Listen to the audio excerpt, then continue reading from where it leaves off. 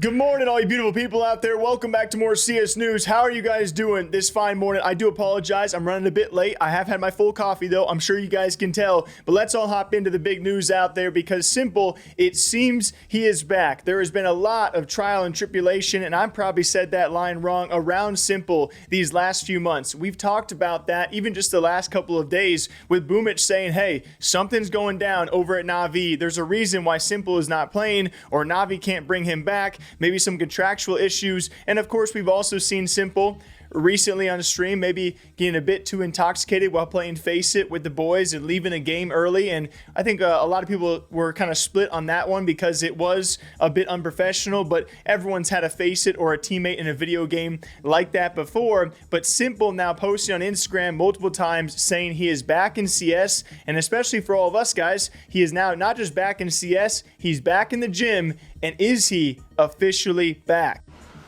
Yo, what's up everyone? I just want to share that today was my fourth gym day, and yeah, I'm grinding CS and grinding gym every day, so I hope you will enjoy the results. And this is just what you love to see. You know, you get your life a bit more on track, get a few more routines underway. If you're back in the gym and back in CS, hopefully back to grinding as well. And that's all I got to say. I hope s1mple is back. I would love nothing more than to see this guy return, whether with Na'Vi and what they're going through currently, or with the whole new team out there to respark, of course, a great news cycle. It'd be sick to see m0nesy leaving G2, s1mple leaving Na'Vi. You got a big historical, of course, all of the offseason roster changes, Rops leaving FaZe. It would continue what has been a great news cycle for Counter-Strike and some great storylines going into all of these events. But I hope s1mple is back. He seems to be back. What do you guys think? And what does this mean for post-major? Could we be seeing s1mple? What is Na'Vi going to do with that contract supposedly coming to an end? We await to see more. And more is what we're going to see this weekend. I will probably not see you guys Sunday. I'll probably wait till Monday to wrap up IEM Melbourne, as that tournament has been a bit of back and forth. And it's just every weekend we see events. So it's been kind of crazy to keep up with all the teams there. But of course, one in particular people are keeping their eyes on is the debut of m0nesy and Team Falcons. And so far, in their first ever tourney together, they forced Vitality to an overtime, which people, I think some maybe drew a bit too much from that, but it was still a great showing, right, against the world #1. You can't argue against that. And then, of course, also taking down Gamer Legion. They're in your semifinals of their first tournament with m0nesy. You can't really argue too much against it. People like m0nesy looking good. People like Tess's still looking good, all right? Are they really going to replace this guy? So many crosshairs on you as you appear into the bomb site here. You need that opening, you need that first kill. They're going to get past Magis. Kickstand falls as well. Nico next on the chopping block as Gamer Legion break through this hold. Contestes turn the tide. So it seems like it. m0nesy getting flashback out. They're so blind, they're stuck in the site. And Tessis finds 4 out of 5. Just swinging in. Gamer Legion so uncomfortable right now. Frozen into their seats on the stage, unmoving. And Falcons just keep flooding the sites. Tessis putting on a monstrous map.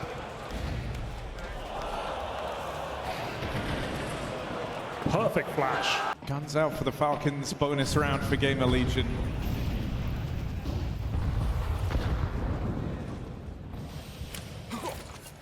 Double nades into that top side won't find their mark.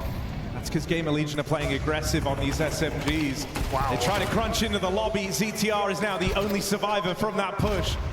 Hung out to dry at the back of the door. He's living on a timing, and m0nesy will go and get him. Lobby push, nice idea, proactive move for Gamer Legion.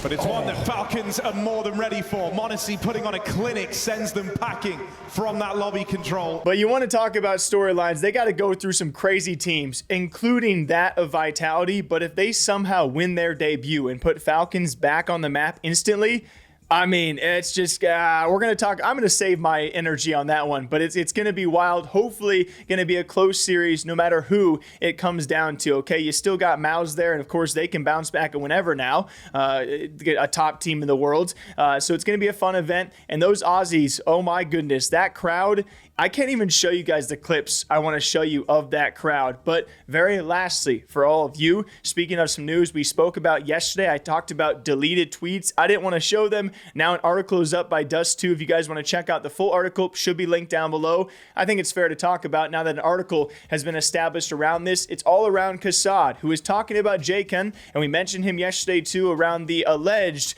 several hundred thousands of dollars he is now owing to people. That is what I was talking about, as Kassad had tweeted about this, then deleted the tweets, and apparently during all of this hubbub, Kassad tweeted images of Jkaem's passport and personal information, which I was like, how do you let that? Hey, people make mistakes, okay?